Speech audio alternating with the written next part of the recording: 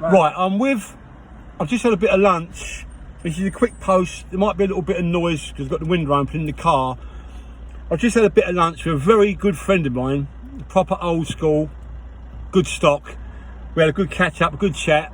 Now, I'm going to introduce you to her, and we're going to have a little chat about addiction and a little bit about Mel's journey.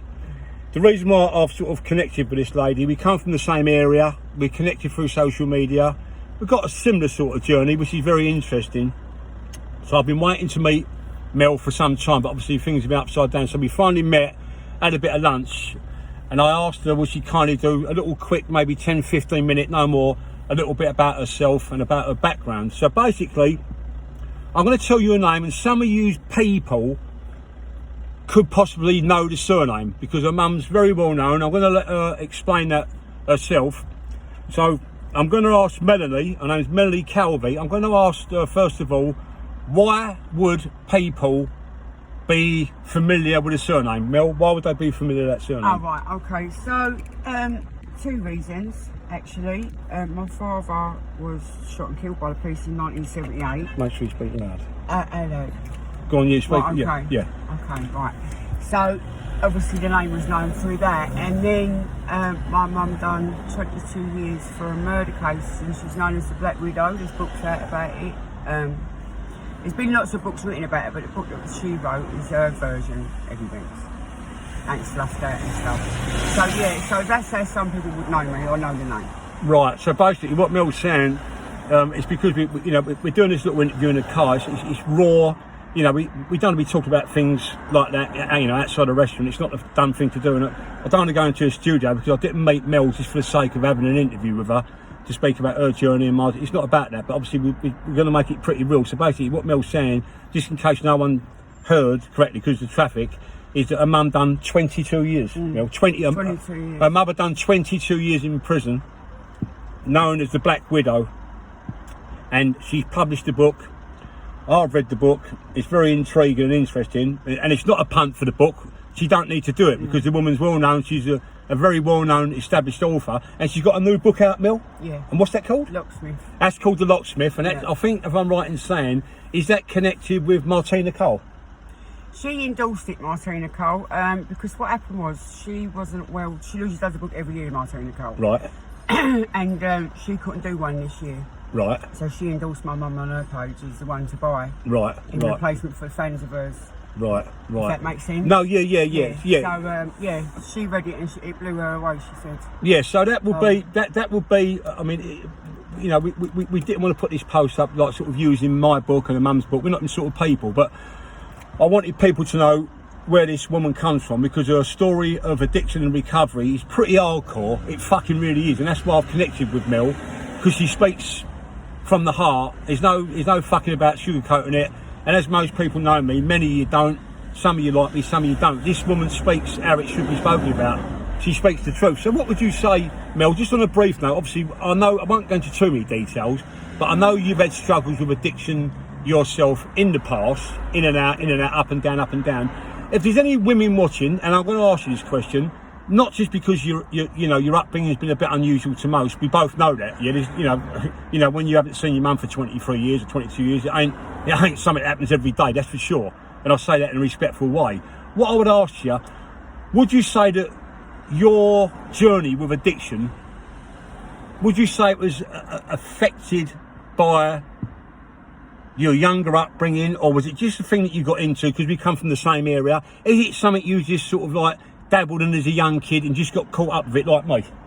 Well, I kind of think I'll be made addicts or I'll be born addicts, because when I done work around addiction, when I started cleaning up after 30 years of using, right, it became apparent that addiction is just a term.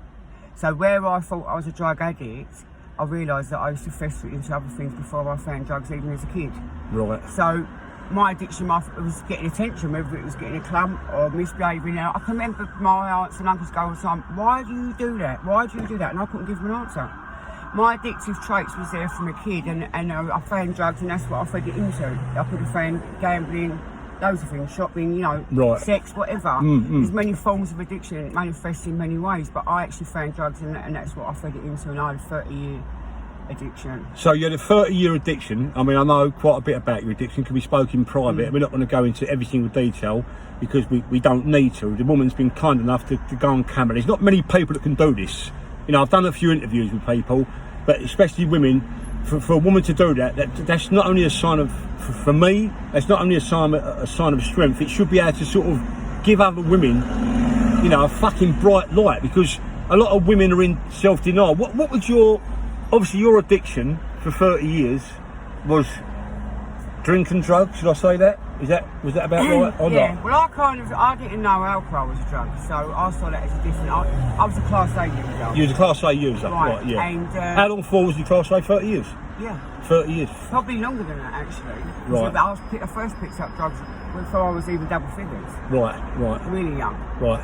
And alcohol was the first drug I picked up as a youngster. And the last thing I put down, but I would say a good 10-year period when I was using it. I didn't have alcohol at all. It's just pure Class A drugs. Which I find, I find that amazing. I mean, most people need to have a drink to dabble in a bit of white or whatever it may be. But I mean, Mel's story is very unusual. I mean, she knows the recovery system extremely well, I've got to say. I mean, it's not about me at all. You know, we all know that I've got to clean myself. That's completely irrelevant here. This lady's been to rehab, she's been to group meetings. What would your message be, Melanie? Because I know you're a straight talker. What would your message be to any women now, whether they're 18 or 60, and they're struggling with drink, drugs, any addiction? Would you say that going to a meeting, CAANA, like we discussed, would you say that's the first steps that you need to take to address it, to know that you are fucked without being rude? So, I mean, speaking from my own experience of being a woman in recovery, I knew I had a problem for a long time, but I was scared to get any help or do anything because I was scared of losing my kids. A lot of people have said that. And I think a lot of women, is that because social services get involved, Mel? Well, it can be. I had them involved at one point, and then, you know, nothing come of it. Right. So I had that mentality, and I think a lot of women have the same thing going on. That's why you'll find at the meetings that they're very male heavy. You know, you don't. What would you say the percentage?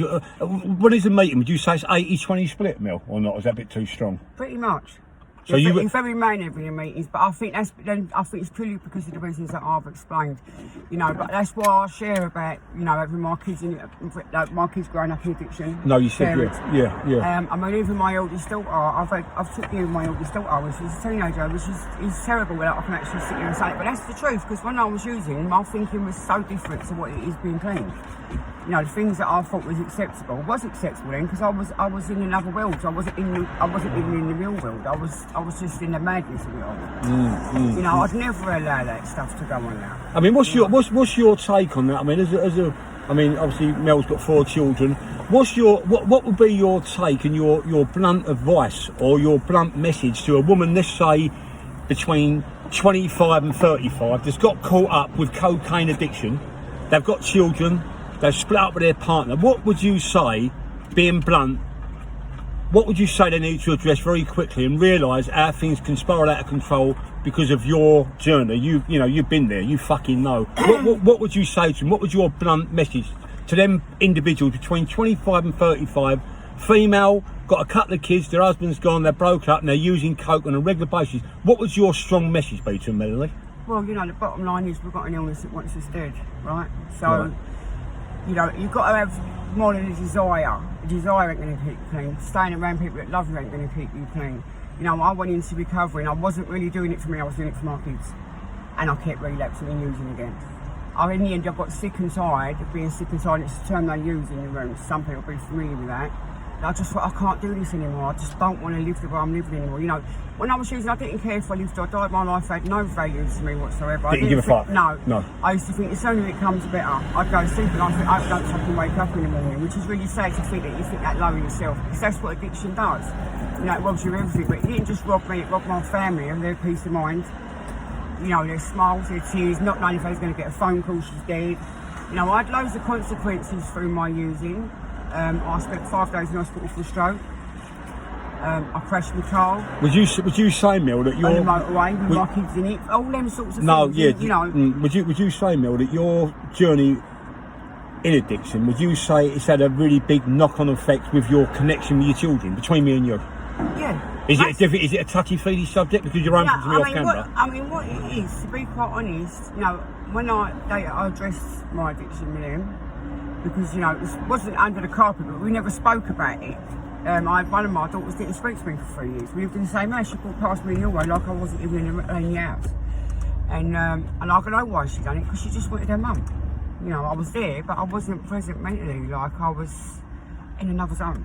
So you would say, I mean, not you would say, you've fucking been there. Anyone that's man or woman, but let's just stick to females, because this is a blunt interview from a lady that's been there. She knows how things work. You know, she's educated me, and I think that I'm right up there. So that's one of the reasons why I want to meet, to be honest. Even though she calls me Lord Lucan.